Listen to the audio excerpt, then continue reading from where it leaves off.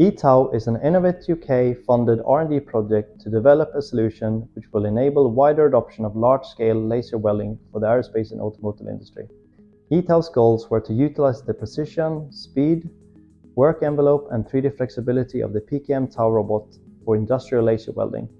combining this with the IPG D50 laser welding end effector, which utilize new innovative laser beam wobbling optics. LOE have developed a sensor module to capture the elimination of defects, reduce rework, scrappage, and post-weld inspections, and assess how it could provide real-time quality inspections.